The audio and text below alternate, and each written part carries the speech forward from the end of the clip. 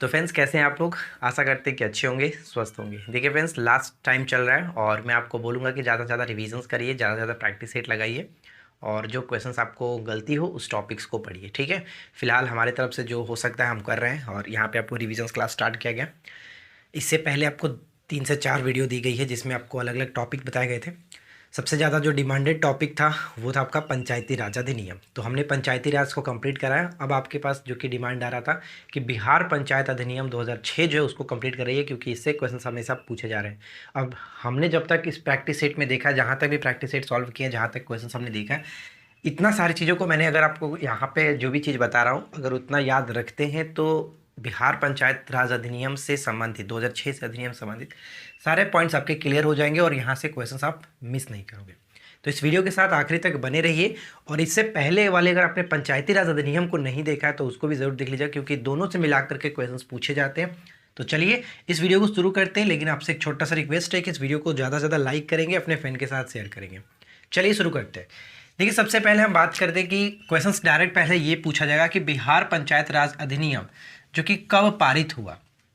कब पारित हुआ? तो ये 2006 में लागू हुआ था, 2006 में आया था अधिनियम। तो ये चीज़ याद रहेगा, पहला चीज़ कि 2006 में, क्योंकि डायरेक्ट ये क्वेश्चंस कई बार पूछा गया है, प्रैक्टिस सेट अगर हमने लगाया है तो देखा है।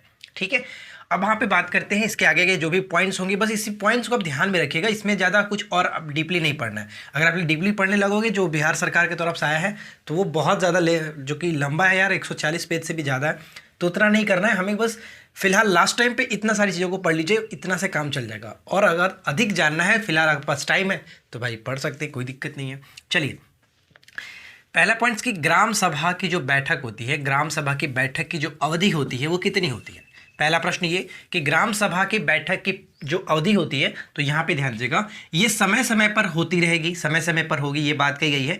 लेकिन यहाँ पे ध्यान रखना है कि 2 बैठकों के बीच का जो अंतराल होना चाहिए वो 3 महीने से ज़्यादा का नहीं होना चाहिए। ध्यान रखेंगे कि ये जो आपका बैठक होगा वो समय समय पर होगा, लेकिन ये सबसे इंपॉर्टेंट पॉइंट्स है कि 2 बैठकों के बीच का जो अंतराल होना चाहिए वो 3 महीने से ज़्यादा का नहीं होना चाहिए। ये चीज़ ध्यान रखना है। ठीक है, अब यहाँ पे आगे बढ़ते कि ग्राम सभा की बैठक की जो सूचना होती है, कि ग्राम सभा की बैठक होने वाली इसकी सूचना जो कि कैसे दी जाएगी, तो इसकी सूचना ग्राम पंचायत कार्यालय में जो कि कोई नोटिस चिपका कर दी जाती है, या फिर कह सकते हैं डुगडुगी पिटवा करके दी जाती है। डुगडुगी पिटवा कर आपने देखा होगा कि गाँव में क्या होता है ना कि ढोल लेकर के उस तरह से, ये चीज़ आपने देखा होगा। तो यहाँ पर वही चीज़ है कि ग्राम सभा की बैठक की जो सूचना होगी ग्राम पंचायत कार्यालय में चिपका दी जाती है या फिर डुगडुगी पिटवा करके दी जाती है। अब यहाँ पे ध्यान दीजिएगा, बैठक की हम लोग बात कर रहे हैं ग्राम सभा की, तो यहाँ पे पॉइंट्स पूछा जा सकता है कि बैठक की अध्यक्षता कौन करते हैं। बैठक की अध्यक्षता ग्राम पंचायत के जो मुखिया होते हैं वो करेंगे। ग्राम पंचायत के मुखिया जो होंगे वो इस बैठक की अध्यक्षता करेंगे। अगर बाय द वे मुखिया अनुपस्थित है तब कौन करेंगे, तो इनसे जो नीचे है उप मुखिया वो करेंगे। तो ये 2 पॉइंट्स आपको यहाँ से ध्यान रखना है। यानी ग्राम सभा की अवधि कितनी होती है, अवधि समय समय पर होगी, लेकिन 2 बैठकों के बीच के जो अंतराल होना वो 3 महीने से ज़्यादा का नहीं होना चाहिए। ग्राम सभा की बैठक की सूचना किस तरह से दी जाती है, ग्राम पंचायत कार्यालय में चिपका करके, नोटिस चिपका करके या फिर डुगडुगी पिटवा करके दी जाती है। बैठक की अध्यक्षता कौन करते हैं, सबसे इंपॉर्टेंट पॉइंट्स आपका वीवीआई यही है कि बैठक की अध्यक्षता कौन करेंगे, ग्राम पंचायत के मुखिया करते हैं। ठीक है, उसके बाद अगला पॉइंट ये बनता है कि ग्राम सभा की जब कोरम, जैसे कि बैठक में जो कोरम होता है कि इतना अनिवार्य होना चाहिए, तो गढ़पूर्ति कितनी होनी चाहिए, कोरम। तो ग्राम सभा के कुल सदस्यों के 20वें भाग होना चाहिए, 20वें भाग होने चाहिए। ये चीज़ ध्यान रखिएगा, सबसे इंपॉर्टेंट है। कितना, तो 20वें भाग होना चाहिए। ठीक है, 20वें भाग होना चाहिए। महिलाओं के लिए आरक्षण की बात कितनी की गई है, जैसे अगर आपने पंचायती राज अधिनियम तो देखा है, पंचायती राज जैसे 73वां संविधान संशोधन 1992 के तहत जो पंचायती राज है उसमें महिलाओं के लिए आरक्षण 33% की बात की गई थी, लेकिन बिहार पंचायत अधिनियम 2006 में ये जो बात कही गई है वो 50% हो गया। ये इंपॉर्टेंट रहेगा, एकदम वीवीआई उसको याद रहेगा, 50%। ठीक है ना। इसके बाद आगे बढ़ते हैं कि ग्राम पंचायत का जो सदस्य होते हैं, ग्राम पंचायत का सदस्य अपना इस्तीफा किसे देंगे। ग्राम पंचायत के सदस्य अपना इस्तीफा मुखिया को देते हैं। किसे देंगे, मुखिया को देंगे।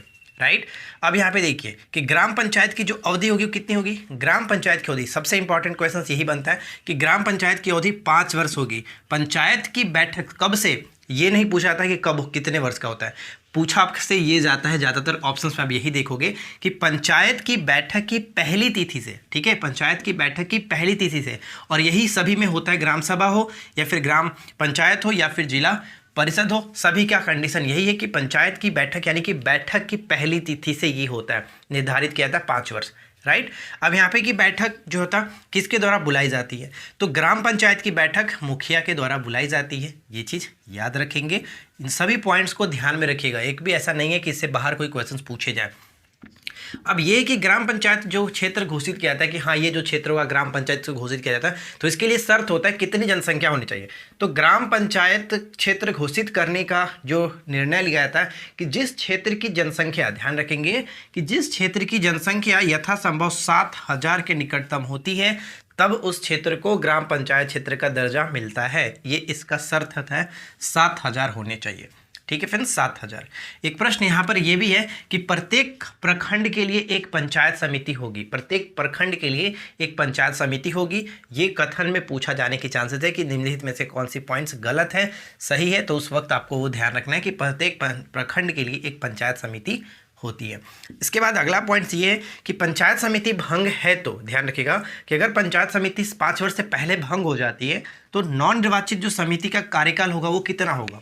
जैसे तो आपने देखा कि 5 वर्ष का होता है, लेकिन बाय द वे अगर बीच में भंग हो जाती है तब कितना होगा, तो यहाँ पे ध्यान रखेंगे कि जितना भंग हुई पंचायत समिति का शेष कार्यकाल बचा हुआ, यानी अगर 5 वर्ष का था, 3 वर्ष कंप्लीट होने के बाद जो कि ये भंग हो जाता है तो शेष तो 2 वर्ष बचा है ना, तो शेष 2 वर्ष जब बचा है तो इसको जब नवनिर्वाचित जो मतलब कि कार्यालय समिति जो बनेगी, पंचायत समिति बनेगी नवनिर्वाचित, तो उसको सिर्फ 2 वर्ष के लिए ही मान्यता मिलेगी, ना कि 5 वर्ष के लिए। ये चीज़ ध्यान रखना है, 2 वर्ष के लिए मिलेगी। 2 वर्ष के बाद जब 5 वर्ष कंप्लीट हो जाता है तो फिर से आपका जो नया निर्वाचित चुनाव होने वाला है वो जिस तरह से होगा वो होगा, ठीक है फ्रेंड्स, तो ये चीज़ ध्यान रखना है। इसके बाद अगला पॉइंट हमारा ये बनता है, ध्यान पे देखिएगा, जितना भंग हुई पंचायत समिति का शेष जो कार्यकाल है वो होगा।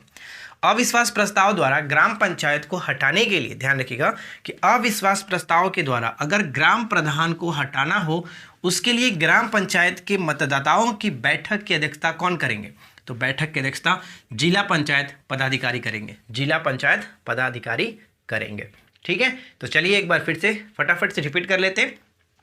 बिहार पंचायत राज अधिनियम 2006 की बात है, 2006 ध्यान रखना है। ग्राम सभा की बैठक की अवधि कितनी होती है, समय समय पर होगी, लेकिन ये ध्यान रखना है कि 2 बैठकों के बीच के अंतराल 3 महीने से ज़्यादा का नहीं होना चाहिए, ठीक है। उसके बाद आप चाहो तो देखिए स्क्रीनशॉट लेना चाहो तो स्क्रीनशॉट ले सकते हैं। ग्राम सभा की बैठक की सूचना ग्राम पंचायत कार्यालय में चिपका दी जाती है या फिर डुगडुगी पिटवा करके ये सूचना दी जाती है। ग्राम सभा के कोरम के लिए कितने सदस्य होने चाहिए, तो ग्राम सभा के कुल सदस्यों के 20वें भाग होने चाहिए, 20वें भाग, ये पॉइंट्स इंपॉर्टेंट रहेगा, 20वें भाग। ग्राम पंचायत का सदस्य या फिर हम यहाँ पे पहले ये देखें कि ग्राम जो सभा थी इसकी बैठक की अध्यक्षता कौन करेंगे, तो ग्राम पंचायत के मुखिया करते हैं। ग्राम पंचायत का सदस्य अपना इस्तीफा मुखिया को देता है, यह चीज़ आगे बढ़े हैं। ग्राम पंचायत का जो अवधि होती है वो 5 वर्ष निर्धारित होती है, लेकिन कब से, तो पंचायत की बैठक की पहली तिथि से बैठक मुखिया के द्वारा बुलाई जाती है। क्षेत्र की घोषणा तब की जाएगी जब उस क्षेत्र की जनसंख्या 7,000 के आसपास हो, निकटतम हो, ठीक है। पंचायत समिति भंग होने पर नवनिर्वाचित समिति का कार्यकाल कितना होगा, जितना भंग हुई पंचायत समिति का शेष कार्यकाल बचा हुआ है। महिलाओं के लिए आरक्षण कितना प्रतिशत है, 50% के आरक्षण की बात की गई है, और प्रत्येक प्रखंड के लिए एक पंचायत समिति होगी। तो बस आज की इस वीडियो में इतना ही। उम्मीद करते हैं कि पंचायत राज समिति संबंधित सारे जो पॉइंट्स होंगे एग्जाम्स के पॉइंट ऑफ व्यू से वो कवर हो गए होंगे, लेकिन जितना हमने देखा है अब तक वो सारी चीज़ें यहाँ पे हमने मेंशन कर दिया है। फिर भी अगर आपको लगता है कि इतना से काम नहीं बनने वाला, तो भैया मैं आपसे बस एक ही रिक्वेस्ट करूँगा कि आप बिहार सरकार की तरफ से जो अधिनियम जारी की गई है 2006 का पूरा एक लिस्ट PDF आप उसको पढ़ लीजिएगा। हो सके तो मैं उस PDF को टेलीग्राम पर डाल दूंगा, आप वहाँ से पढ़ लीजिएगा, ठीक है। लेकिन हमारे तरफ से जो हो सकता है मैं इससे ज़्यादा आपको रिकमेंड नहीं करूँगा कि इतना पढ़ लीजिए, इतना काफ़ी है, इतना से ज़्यादा क्वेश्चंस नहीं पूछे जाएंगे। मेन जो क्वेश्चंस बनते हैं यही सब बनते हैं जो कि हमने यहाँ पे इंक्लूड कर दिया है, ठीक है फ्रेंड्स। अगर आपको ये वीडियो अच्छा लगा हो तो वीडियो को ज़्यादा से ज़्यादा लाइक करिएगा, अपने फ्रेंड के साथ शेयर करिएगा। चैनल पर पहली बार है तो सब्सक्राइब करके नोटिफिकेशन बेल आइकन को ऑल पे सेट रखिए, और हम मिलते हैं आपके साथ इसी प्रकार के नेक्स्ट वीडियो में। नीचे कमेंट्स करके जरूर बताइएगा कि नेक्स्ट टॉपिक क्या रहना चाहिए। Thanks for watching, keep learning, have a good day.